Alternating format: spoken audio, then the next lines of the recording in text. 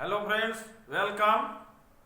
As you know, this video is my 7th video of YouTube channel, and the present video is based on preposition, which is 4th video of preposition.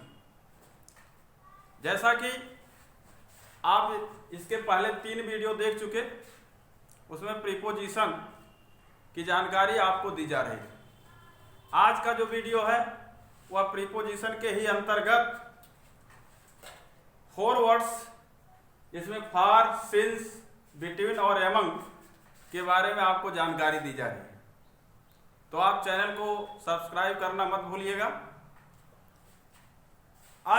आज इस video के माध्यम से आपको for, since, between और among की पूर्ण जानकारी दी जाएगी। कहाँ पर हम इन शब्दों का यूज करेंगे तो वाक्य को उचित माना जाएगा। जैसा कि फर्स्ट वर्ड है फॉर। फॉर का अर्थ होता है से अथवा के लिए। अब से का अर्थ और के लिए का दोनों फॉर शब्द निकालता है। तो हम कहां पर फॉर का प्रयोग कैसे करेंगे आप ध्यान से सुनेंगे और देखेंगे। जैसा कि फॉर टाइम के लिए, समय के लिए, फर्स्ट पॉइंट है फॉर टाइम, समय के लिए। समय के लिए से के अर्थों में भी फॉर का प्रयोग हो सकता है और के लिए के भी अर्थों में फॉर का प्रयोग हो सकता है। तो पहले से के अर्थों में आप देखेंगे। जैसा कि आप टेंस के माध्यम से जब परफेक्ट कंटिन्यूअस टेंस पढ़ते हैं, चाहे प्रेजेंट का हो, चाहे पास्ट का हो, चाहे फ्यूचर का हो, तब आप फॉर और सिंस का प्रयोग करते हैं समय के लिए। जब कार्य जारी रहता है पहले से ही और उसमें जब हम समय का निर्धारण करते हैं तो हमें फॉर अथवा सिंस का प्रयोग करना होता है परफेक्ट कंटिन्यूअस टेंस में। तो अब हम यह जानकारी प्राप्त करेंगे कि कहां पर सिंस का प्रयोग उचित माना जाएगा और कहां पर फॉर का प्रयोग उचित माना जाएगा। तो फॉर का प्रयोग समय के लिए से के अर्थों में अनिश्चित समय के लिए, इंडेफिनिट टाइम के लिए फॉर का यूज किया जाता है। What is indefinite time? अनिश्चित समय क्या है उसको क्लियरली आपको बताया जा रहा है। जैसा कि सेकंड, मिनट, घंटा, दिन, सप्ताह, महीना, वर्ष, ये सब अनिश्चित समय के अंतर्गत आते हैं, इंडेफिनिट टाइम के अंतर्गत आते हैं। जैसा कि फॉर एग्जाम्पल बोला जाए कि लड़का 2 घंटे से किताब पढ़ रहा है। यहां पर प्रेजेंट परफेक्ट कंटिन्यूअस का वाक्य है जिसमें यह दर्शाया गया है कि कर्ता अर्थात सब्जेक्ट 2 घंटे से कोई कार्य कर रहा, अर्थात कार्य जारी है, पहले से ही जारी है, परफेक्ट कंटिन्यूअस टेंस। तो 2 घंटे से, तो आपको अभी बताया गया कि सेकंड, मिनट, घंटा, दिन, महीना और वर्ष ये अनिश्चित समय के अंतर्गत आते हैं। तो 2 घंटे से काम कर रहा था लड़का, 2 घंटे से किताब पढ़ रहा। तो आप लिखेंगे अथवा बोलेंगे the boy has been reading book for 2 hours. तो फॉर का प्रयोग किया घंटे के लिए, अनिश्चित टाइम वहां दर्शा रहा है, इसलिए फॉर का प्रयोग किया गया। जैसे मैं 5 दिन से यहां आ रहा हूं, तो पुनः प्रेजेंट परफेक्ट कंटिन्यूअस के ही माध्यम से I have been coming here for 5 days. इस प्रकार क्लियर हो गया कि अनिश्चित समय का अगर वर्णन वाक्य में होगा परफेक्ट कंटिन्यूअस टेंस में, तो निश्चित रूप से चाहे वो प्रेजेंट टेंस हो, चाहे पास्ट टेंस हो, चाहे फ्यूचर टेंस हो, वहां पर हम फॉर का ही प्रयोग करेंगे। जैसे खिलाड़ी 2 महीने से इस मैदान में क्रिकेट खेल रहे हैं, 2 महीने, यहां भी अनिश्चित समय आया। तो players have been playing cricket in this field for 2 months. इस प्रकार फॉर का प्रयोग किया गया। अर्थात किसी भी समय के पहले संख्या कोई दिया हो तो निश्चित रूप से वह अनिश्चित समय माना जाएगा। तो क्लियरली यह स्पष्ट हो गया कि अनिश्चित समय का अगर विवरण होगा वाक्य में तो हम से के अर्थों में फार का ही प्रयोग करेंगे, चाहे वो दिन का वर्णन हो, घंटा, मिनट, सेकंड का वर्णन हो, महीने का वर्णन हो, वर्ष का वर्णन हो। अगर उसके पहले संख्या निर्धारित की गई तो निश्चित रूप से हम फार का ही प्रयोग करेंगे। अब फार का प्रयोग के लिए के अर्थों में टाइम के लिए, जैसे वह 2 घंटे के लिए वहां जा रहा, तो के लिए के अर्थों में भी फार का प्रयोग होगा, he is going there for 2 hours। इस प्रकार के लिए के अर्थों में भी फार का प्रयोग हो सकता। के लिए के अर्थों में अन्य जगह जहां टाइम ना हो बल्कि कोई नाउन दिया हो अथवा प्रोनाउन दिया हो, जैसे मैं उसके लिए एक कैमरा खरीदा तो I bought a camera for him. वह अपने छोटे भाई के लिए एक लाल कलम खरीदा तो he bought a red pen for his younger brother. इस प्रकार के लिए के अर्थों में नाउन अथवा प्रोनाउन के साथ भी फार का प्रयोग हो सकता है और करते हैं, जो उचित माना जाता है। तो फार का प्रयोग किसी चीज को खरीदने के लिए जब रुपया अथवा पैसा खर्च होता है तो से की अंग्रेजी भी हम फार वहां लिखते हैं, जैसा कि मैंने 2 रुपए से यह कलम खरीद लिया अथवा 2 रुपए में यह कलम खरीद लिया था, में हो अथवा से हो। अगर किसी चीज को खरीदने की बात आ रही है और वहां रुपया और पैसे की बात आ रही है तो जो रुपया अथवा पैसे का अमाउंट होगा उसके पहले फार का प्रयोग हो जाएगा। जैसा कि आपको फॉर एग्जाम्पल बताया गया कि मैंने यह कलम 2 रुपए में खरीदा, अर्थात 2 रुपए से खरीदा। तो I bought this pen for 2 rupees, in 2 rupees अथवा बाई 2 रुपीज नहीं, निश्चित रूप से वहां फॉर 2 रुपीज ही लिखा जाएगा और बोला जाएगा। तो यहां स्पष्ट हो गया कि रुपए से अथवा धन से अथवा पैसे से कोई चीज अगर खरीदी जा रही है तो निश्चित रूप से उस रुपए के अमाउंट के पहले, पैसे के अमाउंट के पहले हम फार का ही प्रयोग करेंगे। जैसा कि लेखक ने छोटी लड़की से एक आने में टोकरी खरीद ली तो the writer bought a basket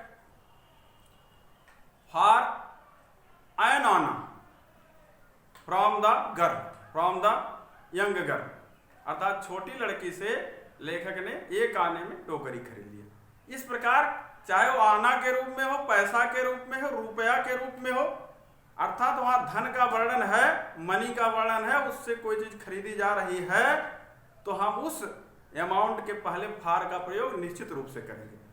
तो यहां क्लियर हो गया कि फार टाइम अर्थात समय के लिए से के अर्थों में और के लिए के अर्थों में भी फार का प्रयोग होगा। अब बिल्कुल के लिए के अर्थों में नाउन अथवा प्रोनाउन के पहले भी फार का प्रयोग होगा और मनी के लिए अर्थात रुपए, धन, पैसे के लिए अगर कोई चीज खरीदी जा रही है तो उस अमाउंट के पहले भी फार का ही प्रयोग करना उचित होगा।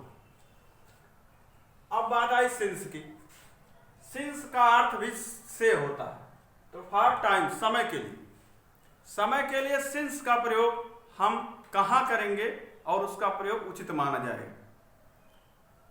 तो आपको इसके पहले फार के यूज में बताया गया कि परफेक्ट कंटीन्यूअस टेंस चाहे प्रेजेंट का हो, चाहे पास्ट का हो, चाहे फ्यूचर का हो, उसमें आप समय के पहले फार अथवा सिंस का प्रयोग करते हैं।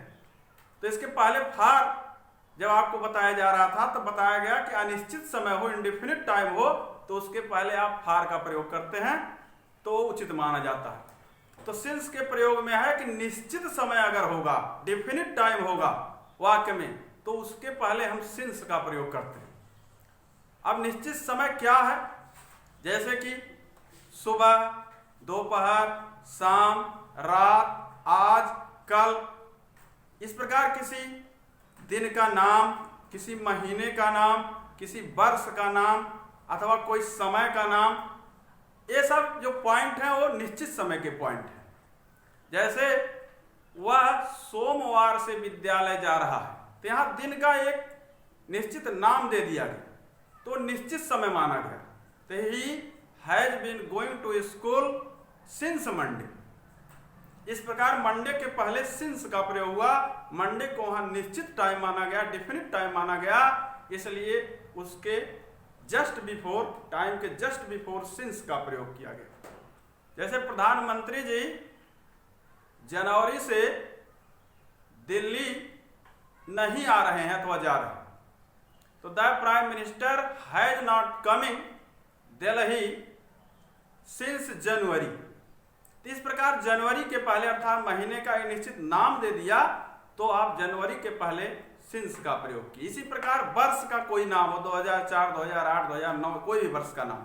इसी प्रकार महीने का नाम हो जनवरी से लेकर दिसंबर तक। इसी प्रकार किसी दिन का नाम, आज, कल, रात, सुबह, दोपहर, ये सारे पॉइंट हों, तो निश्चित रूप से वहां सिंस का ही प्रयोग किया जाएगा।